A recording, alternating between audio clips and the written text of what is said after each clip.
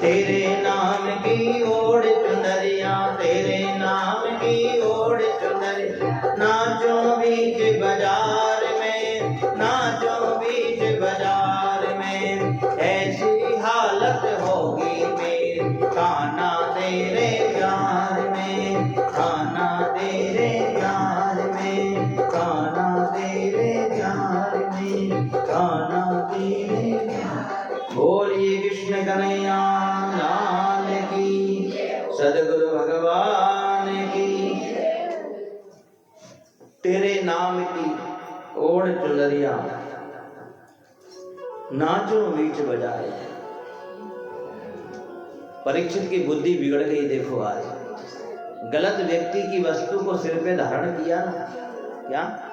इसलिए ध्यान रखना, कभी गलत व्यक्ति की वस्तु को भी उपयोग में नहीं लेना, नहीं तो सही चल रहे होगे ना तो भी खराब हो जाएगा। ध्यान रखना। परीक्षित आके खेलते खेलते जंगल में भटक गया और समीक ऋषि जहाँ तपस्या कर रहे थे वहां पहुंचे। राजा भी कहते हैं कि भगवान का रूप होता है, पर वहां जाकर के महात्मा को ना नमस्कार किया ना प्रणाम किया। देखो जिसकी बुद्धि बिगड़ी हुई होती है ना, वो महात्माओं को भी नमस्कार प्रणाम नहीं कर पाते। ध्यान रखना। सीधा ही कहा, ए महात्मा, तेरे द्वार राजा आया है, ला जलपान करा, भूख लगी हमें, कुछ खिला। आहा, महात्मा तो साधना में बैठे थे, साधना नहीं खुली। राजा को आया क्रोध, पास में ही पड़ा हुआ सर्प और तीर से उठा करके, तलवार से उठा करके और श्रमिक ऋषि के गले में डाल दिया। जाने अनजाने में की हुई गलती को भी भोगना पड़ता है। ध्यान रखना।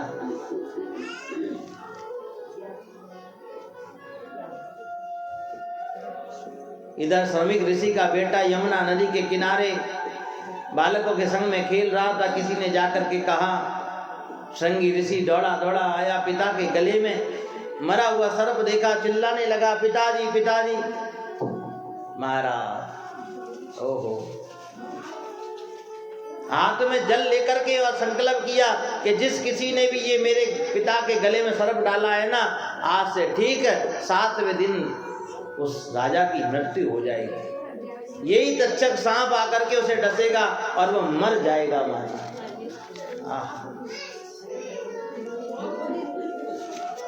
आज परीक्षित को श्राप लग गया। और जब परीक्षित को श्राप लगा महाराज, तो देखो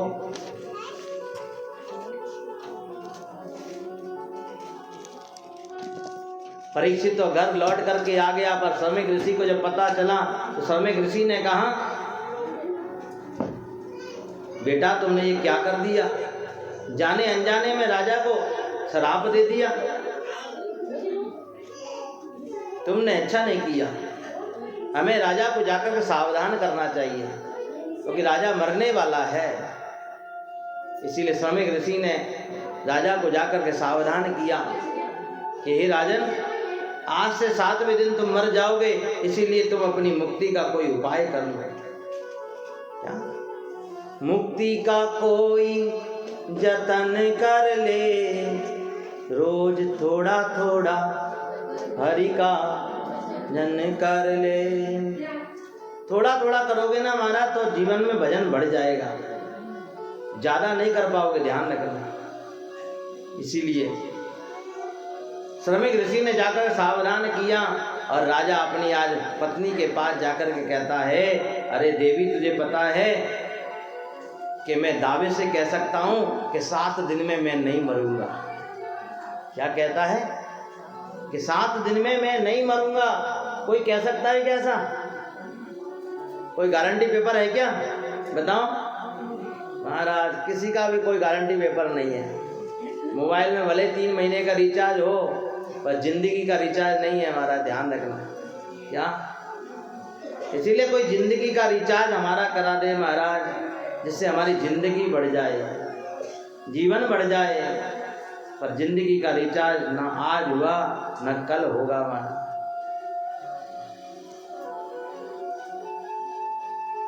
इसीलिए जीवन में कोई ऐसा उपाय करो जिससे अंते गति सुधर जाए। बस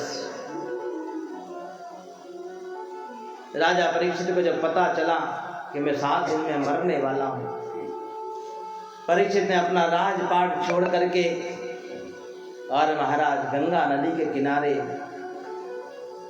अपने बेटे को जन्मेजय को गादी सौंपी और महाराज गादी सौंप करके और गंगा नदी के किनारे आकर के बैठ गया है।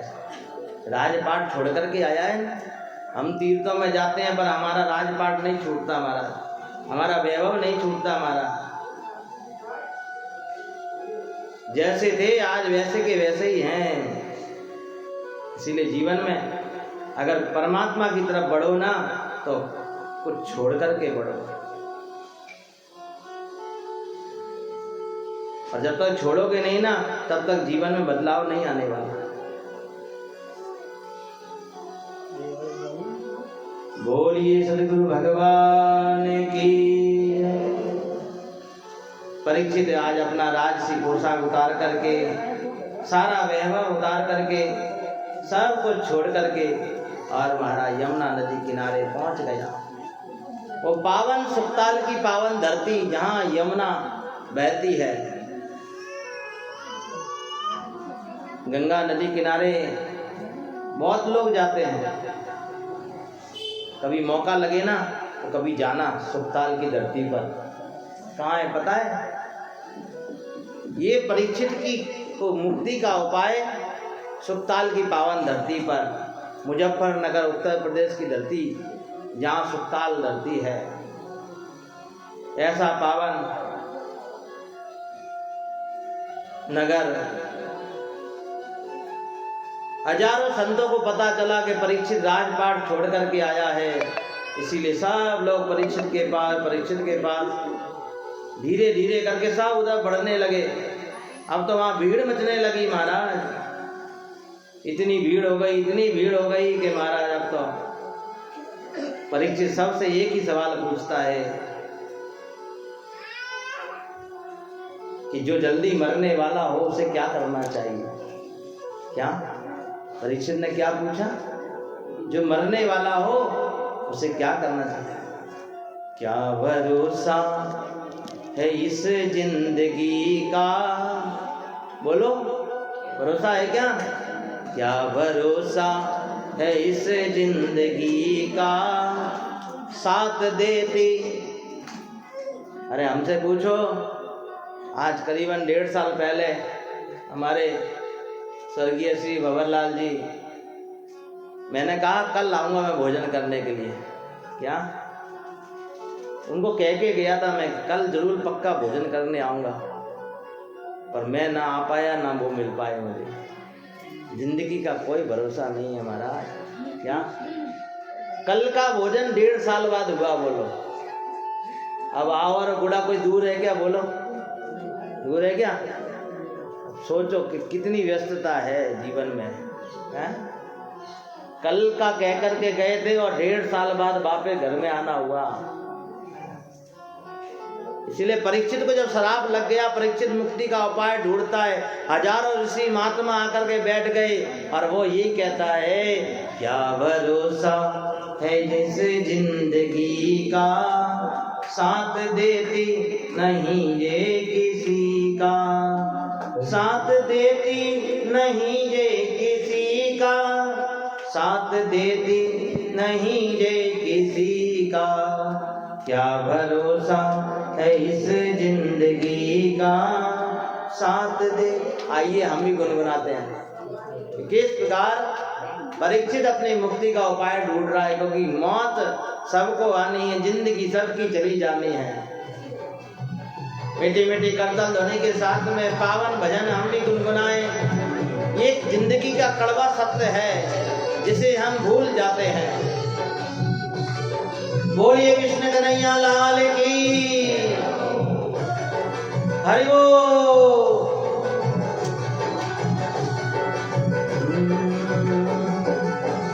क्या भरोसा है इस जिंदगी का, क्या भरोसा है इस जिंदगी का, साथ देती नहीं है किसी का। गाइए, हाथ देती नहीं ये किसी का। मौत जब तुझको को आवाज देगी, घर से बाहर निकलना पड़ेगा। क्या भरोसा है इस जिंदगी का, साथ देती नहीं ये किसी का। साथ देती नहीं ये किसी का, साथ देती नहीं ये किसी का। भरोसा है इस जिंदगी का। हरि वो, जब साथ देना ही नहीं है तो क्यों पकड़ के बैठे हैं।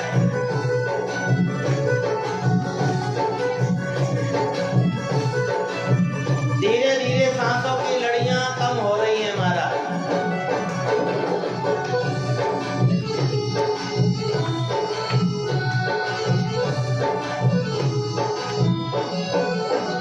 सांस रुक जाएगी चलते चलते, सम्मा बुझ जाएगी जलते जलते। सांस रुक जाएगी चलते चलते, सम्मा बुझ जाएगी जलते जलते। दम निकल जाएगा रोशनी का, दम निकल जाएगा रोशनी का। क्या भरोसा है इस जिंदगी का, क्या भरोसा है इस जिंदगी का। साथ देती नहीं ये किसी का, साथ देती नहीं ये किसी का। एक ना एक दिन ये जिंदगी साथ छोड़ देगी।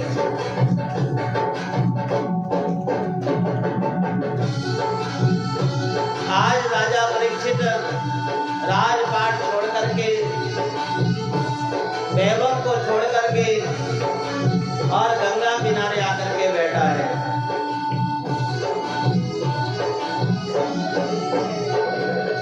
इसीलिए जीवन में कोई ऐसा काम करो कि लोग हमें याद करें।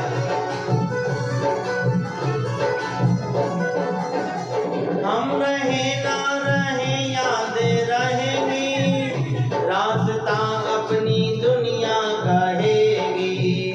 हम रहे ना रहे याद रहेगी, रास्ता अपनी दुनिया कहेगी। नाम रह जाएगा, नाम रह जाएगा आदमी का, साथ देती नहीं ये किसी का।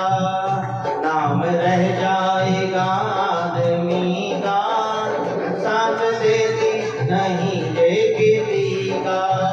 क्या भरोसा है इस जिंदगी का, साथ देती नहीं ये किसी का। साथ देती नहीं ये किसी का, साथ देती नहीं ये किसी का। गाइए, देती नहीं ये किसी का, साथ देती नहीं ये किसी का।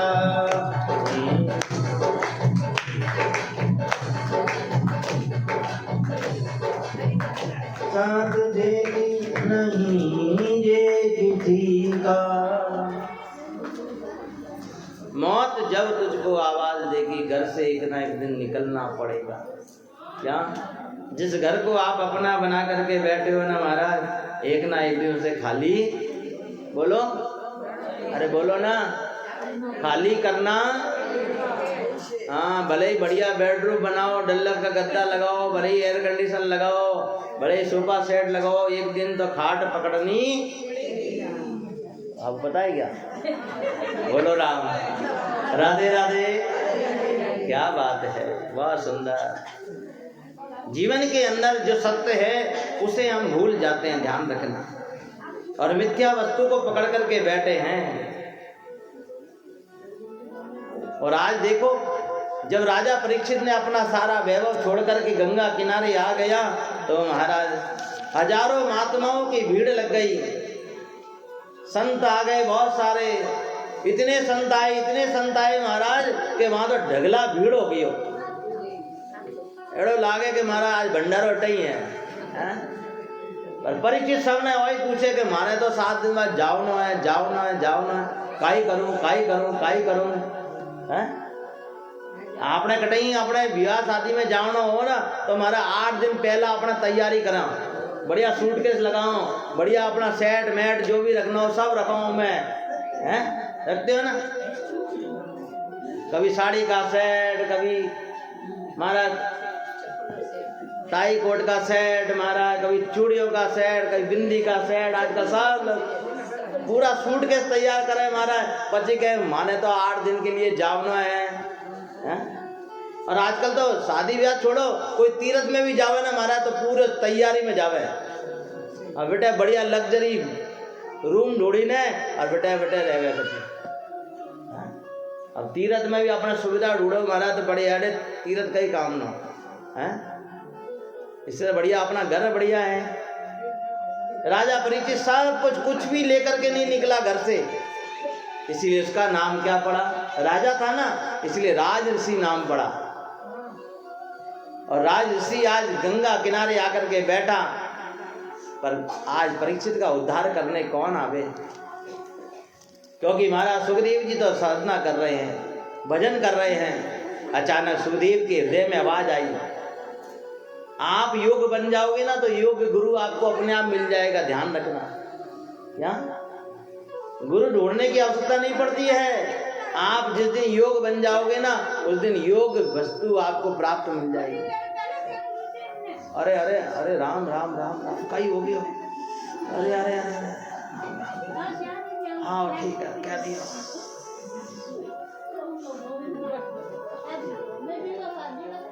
तब यहाँ पर देखो राजा परीक्षित कुछ भी लेकर के नहीं निकला। हम लोग अधिकार जमाते हैं, योग्यता नहीं धारण करते और पहले अधिकार जमाते हैं। सास की कमर से चाबी का गुच्छा चाहिए ना महाराज, झट मिल जाएगी। बोलो उपाय बताओ, हैं? किसको चाहिए बोलो? बाप की दुकान की चाबी चाहिए, झट मिल जाएगी। बोलो किसको चाहिए? हैं? योग्यता लाओ अपने अंदर। जिस दिन आप योग बन जाओगे ना उस दिन अपने आप मिल जाएगी। और आपके अंदर योग्यता नहीं होगी ना और आपने ले भी ली ना तो वो चाबी भी आपको दुख दे जाएगी, ध्यान रखना। क्या हमेशा छोटे बन करके रहना तो सुखी रहोगे, और जिस दिन बड़ा बनने का प्रयास किया ना तो बड़ा तो आपने देखा होगा, खाया भी होगा, तेल में डाला जाता है गरम गरम उसको, क्या फिर वो जल्द करके तप करके बाहर निकलता है, ध्यान रखना। इसीलिए बड़ा बनने का प्रयास मत करना। हाँ, बड़े के ऊपर कितनी जिम्मेदारी होती है, कितना सुनना पड़ता है। जब घर में कोई काम आता है ना बड़ा देखेगा, बड़ा देखेगा, बड़ा देखेगा, है होता है ना? बोलो ऐसा होता है कि नहीं होता है? तो छोटा फ्री, इसलिए छोटे बनने में क्या फायदा, घाटा है क्या? हाँ, इसलिए सुखदेव जी महाराज भजन कर रहे थे और आज देखो गंगा किनारे परीक्षित आकर के बैठा। और देखो आज चलो सुखदेव परीक्षित के पास, चलो परीक्षित के पास। हृदय में से आवाज आई, अरे प्यासा कुएं के पास जाता है, आज तो उल्टी गंगा बह गई, प्यासे के पास कुआं आ गया। देखो हैं? हाँ हाँ हाँ, प्यासे के पास कुआं आ गया। बोलिए कृष्ण कन्हैया लाल की। बहुत सारे ऋषि बैठे हुए थे। सुखदेव जी महाराज जैसे ही पधारे, महाराज साहब खड़े होकर के आज वंदन करते हैं। मानो आज स्वयं भुवनवास का सूर्य भगवान और आज परीक्षित के पास आ गए हो। परीक्षित ने खड़ा होकर के महात्मा की पूजा अर्चना करी, बड़ी प्रशंसा करी। तब एक महात्मा ने कहा, रुक रुक, ये क्या कर रहा है? इन महात्मा को ज्यादा अपनी प्रशंसा पसंद नहीं है क्या? जिन्हें प्रशंसा पसंद होती है ना महाराज, उनके अंदर कुछ नहीं होता, ध्यान रखना। क्या महात्मा जी को इशारा किया, अरे परीक्षित ऐसा मत कर, नहीं तो अभी चले जाएंगे, तू तो तेरा उपाय पूछ ले झट से। तब परीक्षित चरणों में गिर पड़ा और कहने लगा, अत्र पछामि समसिद्धि योगी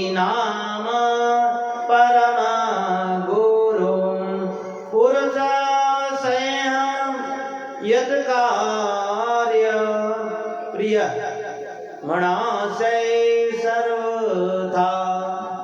महाराज, जल्दी मरने वाले व्यक्ति की मुक्ति का क्या उपाय है? बस आप मुझे इतना बता दो। और सुखदेव जी ने जैसे ये बात सुनी महाराज बड़े प्रसन्न हुए। यहाँ पर भागवत का पहला स्कंद पूरा हुआ। कितने हैं? 12। आज कौन सा दिन है? तीसरा। द्वितीय स्कंद प्रारंभ हुआ महाराज। सुखदेव जी ने कहा जो जल्दी मरने वाला होना महाराज, उसे तो बस सांस सांस पर कृष्ण भजी, व्यर्थ सांस जनि खोर, ना जाने या सांस की आवन होए ना हो। जल्दी से जल्दी महाराज। परीक्षित बस यही पूछता है महाराज क्या करें, कैसे भगवान की प्राप्ति हो? सुबह स्नान करने से भगवान की प्राप्ति हो जाती है क्या? बताओ है? स्नान भी 3 प्रकार के होते हैं महाराज। कितने प्रकार के?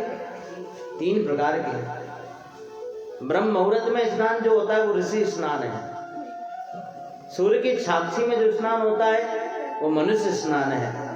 और महाराज सूर्य के बाद में जो स्नान होता है वो राक्षस स्नान है। क्या?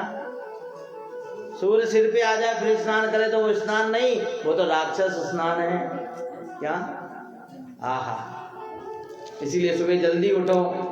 और आजकल तो लोग उठते ही कि हम क्या करते हैं, वो परंपराएं हमारी खत्म हो गई। पहले उठते कि हम हाथों को दर्शन करते थे और बोलते थे महाराज, करांग बस्ते लक्ष्मी कर्म दे सरस्वती, कर मूले स्थितो ब्रह्मा प्रभाते कर दर्शनम। पर आजकल चेंज हो गया थोड़ा। आज कौन बोलता है इस मंत्र को? है? करांग वस्ते लक्ष्मी। आजकल तो क्या बोलते हैं? करांग वस्ते कप दर्शनम। क्या क्या बोलते हैं आजकल? ए भाई सवेरा हो गयो, 4 कहाँ है? चाय नो कप कहाँ है? कर तो छोड़ो, कप कहाँ है महाराज? है ना, जब तक चाय नहीं प्याली सामने धके नहीं आवे तब तक तो हमारा ऊँग ही नहीं उड़े। बोलो राधे राधे। है? कर दर्शन तो भूल गए और कप दर्शन करने लगे आजकल तो महाराज। ये ध्यान रखो। इसलिए जीवन बदल गया बहुत। और जब जीवन बदल जाएगा ना महाराज तो फिर हमें भगवान की प्राप्ति कैसे होगी? सुखदेव जी महाराज पावन ये कथा आज राजा परीक्षित को सुखताल की पावन धरती पे बैठ करके और श्रवण करा रहे हैं। ब्रह्म अकेला था। ब्रह्म ने सोचा लाओ मैं एक से अनेक हो जाऊं। क्या कहा? ये नारायण नारायण आप करते हो, ये नारायण शब्द आया कहाँ से? कुछ पता है आपको? नहीं पता, बस ऐसे लिए जा रहे हो। अरे भाई इतना जमाना निकल गया, आपको यही नहीं पता नारायण आया कहाँ से? सब लोग कहते हैं नारायण ही ब्रह्म है, नारायण ही ब्रह्म है। अरे पर नारायण का, ब्रह्म का नाम नारायण पड़ा कैसे? है? शास्त्रों में ऐसा वर्णन आता है कि ब्रह्म अकेला था, सृष्टि में कुछ भी नहीं था। तब ब्रह्म ने सोचा कि लाओ एक से अनेक हो जाऊं थोड़ा। तो सृष्टि बसाने के लिए पहले घर बनाना पड़ता है ना। तो ब्रह्म का मकान नहीं था, घर नहीं था, इसीलिए ब्रह्म ने क्या किया? सबसे पहले जल को प्राकट्य किया। जल को क्या बोलते हैं? नीर। क्या बोलते हैं? पर्यावाचक शब्द है। जल को बोलते हैं नीर, नार। क्या? और जल के अंदर ब्रह्म का घर बैकुंठ कहाँ है? बताओ बैकुंठ कहाँ है? जल के अंदर महाराज। इसलिए जल के अंदर क्या बनाया? यान बनाया। इसलिए नार प्लस यान, इसलिए नाम क्या पड़ गया? नारायण। बोलिए नारायण भगवान की। इस प्रकार ब्रह्म का नाम नारायण पड़ा। अब कोई पूछे ना तो बता देना, ठीक है ना? सबसे पहले क्या प्रकट हुआ है? जल, नीर है? और नर, नार से नारायण नाम पड़ा महाराज। और भगवान की नारायण की नाभि से कमल प्रकट हुआ और कमल से ब्रह्मा का प्राकट हुआ। और ब्रह्मा का जब प्राकट हुआ, ब्रह्मा विचार करने लगा कि किधर जाऊं, कहाँ जाऊं। वापिस उसी कमल में गया, फिर आवाज आई तब करो तब करो तब करो। परीक्षित पूछने लगा, प्रभु तो भगवान किसे प्राप्त होते हैं? सुबह सवेरे 5 बजे जो स्नान करता है उसे भगवान प्राप्त होते हैं क्या? है? तो इस निषाद को कैसे भगवान प्राप्त हो गए? ये कौल भील लोग तो महाराज नहाते ही नहीं, और जाड़ों के दिनों में तो राम जी बचावे इनसे तो है? जब सर्दी होती है ना तो इंसान नहाता है क्या? हाँ, ये भील लोग तो नहाते ही नहीं है महाराज। निषादों के लिए ऐसा कहा है रामायण में कि ये नहाते ही नहीं थे, फिर भी इन्हें भगवान मिल गए। देखो, तो नहाने वाले के लिए इन्हें भगवान नहीं मिलते हैं, बिना नहाने वाले को भी भगवान मिल जाते हैं। ये ध्यान रखना। तन तो पवित्र कर लिया पर मन पवित्र नहीं किया है? अच्छा तो भगवान किसे मिलते होंगे? तो भगवान किसी लंबी आयु वाले को मिलते होंगे महाराज, जिसकी 1000 वर्ष की आयु है। तो वेद कहता है, शास्त्र कहते हैं महाराज कि ध्रुव जी को तो 5 वर्ष की अवस्था में ही भगवान मिल गए। अच्छा, तो किसी ज्ञानी को, किसी को भगवान मिलते होंगे? कोई ज्यादा पढ़ा लिखा हो, जो वेदों का, शास्त्रों का जानकार हो, उसे भगवान मिलते होंगे। तो महाराज गजेंद्र कौन सा पढ़ा हुआ था? गजेंद्र की कथा आती है। अच्छा, तो इसका मतलब भगवान या तो ऊंची जाति वाले को मिलते होंगे। क्या? ऊंची जाति वाले को, नीची वाले को नहीं मिलते होंगे। तब महाराज भागवत कहती है, का जाति विदुर से यादव पते। विदुर जी तो दासी के पुत्र थे महाराज, और भगवान उन्हें मिले। कितनी सुंदर पावन कथा बताई। बोलिए कृष्ण कन्हैया लाल की। सुखदेव जी महाराज पावन विदुर जी की पावन कथा श्रवण कराते हैं। कौरव पांडवों का जब युद्ध चल रहा था ना, तो भगवान शांति दूत बनकर के आए। क्या? विदुर जी महाराज ने गांधार नरेश को बहुत समझाया कि हे गांधार नरेश, आप अपने बेटे को समझा लो, नहीं तो ये आपके कुल को खत्म कर देगा पूरी तरह से। ये दुर्योधन को समझा लो, नहीं तो एक दिन तुम्हारा घर नाश हो जाएगा। दुर्योधन को पता चला, विदुर जी को बाहर कर दिया, एक निकल जा मेरे रास्ते से, मेरे घर में ही खाता है और मेरी बुराई करता है। बोलो राम जी महाराज की। विदुर जी महाराज कदली के वन में आकर के बैठ गए, और महाराज वहां पर एक सुंदर झोपड़ी बना करके और भगवान के नाम का भजन करते हैं। आज भगवान शांति दूत बनकर के आए हैं। क्या बनकर के आए? शांति दूत। कौरव और पांडवों के बीच में संधि कराना चाह रहे हैं, क्योंकि भाई भाई हैं, लड़ रहे हैं, और भगवान चाहते हैं कि इनके बीच में समझौता हो जाए। पूरा नगर इकट्ठा हुआ। विदुर जी को पता चला आज द्वारकाधीश पधार रहे हैं, अब नगर में नहीं जा सकते, राज्य में नहीं जा सकते, इसीलिए भीड़ में खड़े हैं विदुर जी। और भगवान का रथ आया, हजारों की भीड़ लगी है, और भगवान देख रहे हैं उस भीड़ में। आज विदुर जी के ऊपर निगाह डाली, विदुर जी भी भगवान को देखते हैं। द्वारकाधीश सीधे कौरवों की सभा में पहुंचे।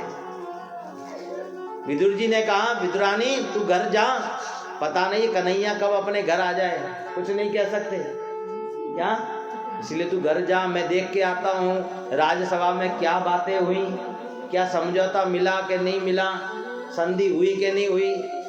दुर्योधन ने क्या कहा कि ए वासुदेव, हे द्वारकाधीश, तुम ये भाई भाई के झगड़े में मत पड़ो क्या, और तुम अगर संधि कराने आए हो तो मैं सीधा ही कहता हूं कि बिना झगड़े के तो मैं सुई के नोक के बराबर भी भूमि नहीं दूंगा।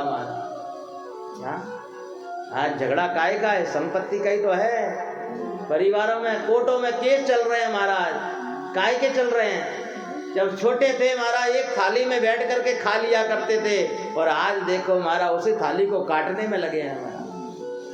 बोलिए कृष्ण कन्हैया लाल की।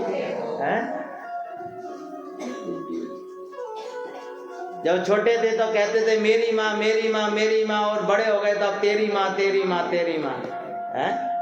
बताओ, जब छोटे थे तो भाई तेरा मकान है तेरा मकान है, और बड़े हो गए तो अब मेरा मकान है मेरा मकान है मेरा मकान है। महाराज संपत्ति नहीं हो चलेगा, पर महाराज प्रेम कम नहीं होना चाहिए, ध्यान रखना, प्रेम बना रहे बस। भगवान श्री कृष्ण बोले दुर्योधन तू नहीं मानेगा, नहीं मानेगा। दुर्योधन ने कहा वासुदेव हे द्वारकाधीश तुम रहने दो, तुम्हारे लिए हमने 56 भोग बनाए हैं, तुम तो उनका आनंद लो। भगवान ने कहा अरे दुर्योधन देख, तेरे घर भले ही 56 भोग बने हो। भगवान कहने लगे भोजन 2 ही अवस्था में किया जाता है, या तो सामने वाले का कराने का भाव हो। बोलो, पहला भाव, पहली बात क्या कि सामने वाले का कराने का भाव हो, या दूसरा सामने वाले को ज्यादा भूख लगी हो तो जाने अनजाने में बैठ जाए। भगवान ने कहा ना तो तेरा कराने का भाव है, ना मुझे ज्यादा भूख लगी है। क्या तू तो दिखावा कर रहा है कि मैं देखो यहाँ इतना वैभव है मेरा, और तुझे पता नहीं है मेरा तो नौता विदुर जी के घर पे है। ले, वो विदुर जी कब मिल गया है? विदुर जी महाराज सबसे पीछे बैठे थे, वो हमारे देवीलाल जी बैठे हैं ऐसे पीछे बैठे थे।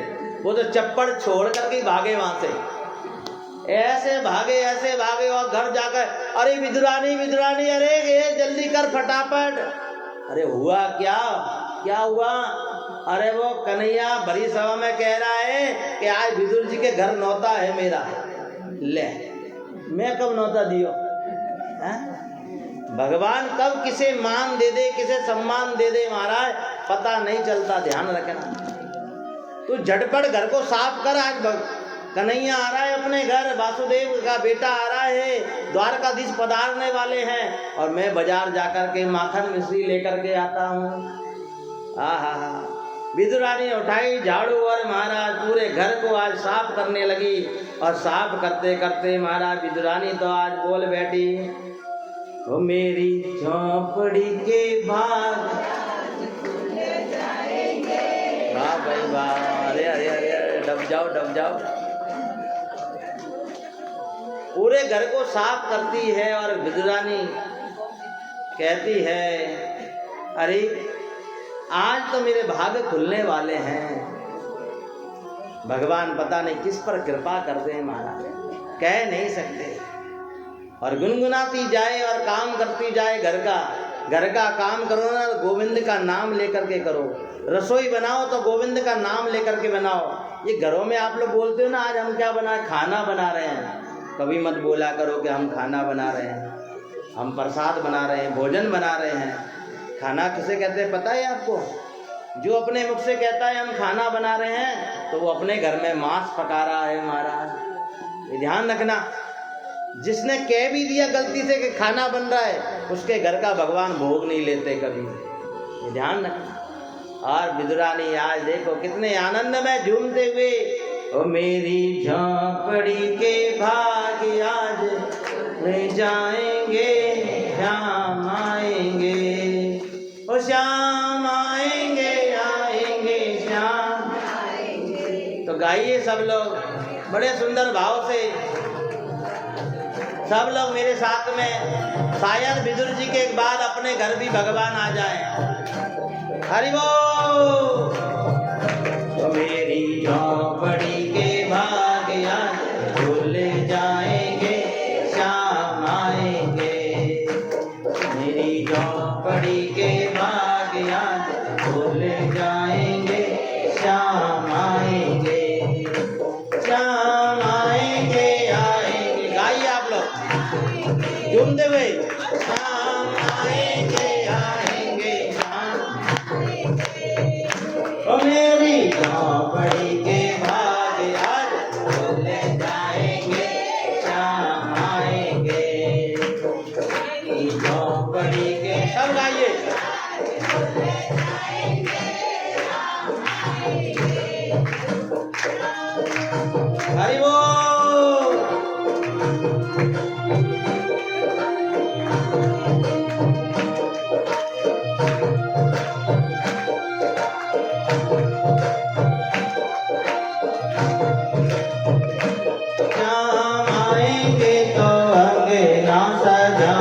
मनाऊंगी, दीप जला के दिवाली में मनाऊंगी, शाम आएंगे तो रंग गाऊंगी, दीप जला के दिवाली में मनाऊंगी। ओ मेरे जन्मों के सारे पाप मिट जाएंगे, शाम आएंगे। ओ मेरे जन्मों के सारे पाप मिट जाएंगे, शाम आएंगे। ओ मेरी झोंपड़ी के भाग आज खुल जाएंगे, शाम आएंगे। जय हो बोलिए द्वारकाधीश की।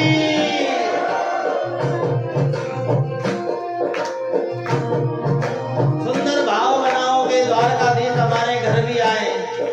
जैसे विदुर के घर को पावन किया, भगवान हमारे घर भी आए।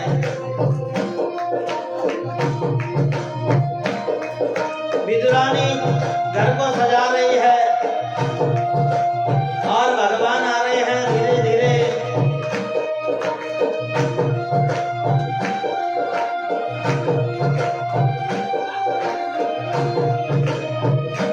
शाम झूलेंगे तो पल ना झूलाऊंगी, मीठे मीठे में भजन सुनाऊं। आप भी गाओ ना। शाम झूलेंगे तो ना सजाऊंगी, मीठे मीठे में भजन सुनाऊंगी। और मेरी जिंदगी के सारे दुख मिट जाएंगे, मेरी जिंदगी के सारे दुख मिट जाएंगे, शाम आएंगे। मेरी झोंपड़ी के आज खुल जाएंगे, शाम आएंगे। ये आज नजारा हम जिनके पीछे देख रहे हैं, महाराज कुछ तो उन्होंने कमाया होगा अपना जीवन में, इसीलिए आप लोग आए हो यहाँ। यही तो पुण्य है। मैं तो रुच रुच भोग लगाऊंगी, माखन मिश्री में शाम को खिलाऊंगी। और मैं तो रुच लगाऊंगी, और माखन मिश्री में शाम को खिलाऊंगी। ओ प्यारी प्यारी राधे प्यारी श्याम संग आएंगे, शाम आएंगे। ओ प्यारी प्यारी राधे प्यारे श्याम संग आएंगे, शाम आएंगे। ओ मेरी झोंपड़ी के भाग आज खुल जाएंगे, शाम आएंगे। जय हो। विदुरानी पूरे घर को साफ करती है, सजाती है आज। और क्या कहने लगी? तो मेरा जन्म सफल हो जाएगा, तन झूमेगा और मन गीत गाएगा। और मेरा जन्म सफल हो, एक बार हाथ में करके सभी लोग और मन गीत गाएगा। श्याम सुंदर मेरी किस्मत चमकाएंगे, श्याम आएंगे। श्याम सुंदर मेरी किस्मत चमकाएंगे, श्याम आएंगे। और मेरी झोंपड़ी के भाग आज जाएंगे, श्याम आएंगे, श्याम आएंगे।